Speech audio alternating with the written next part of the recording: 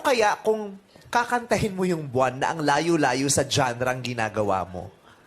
Oh my gosh. Ako'y sa'yo. May kasunod pa. Dali. Ikaw ay akin.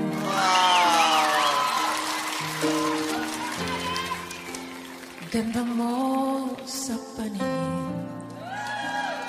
Parang ang baba pa lang. Tataas ako.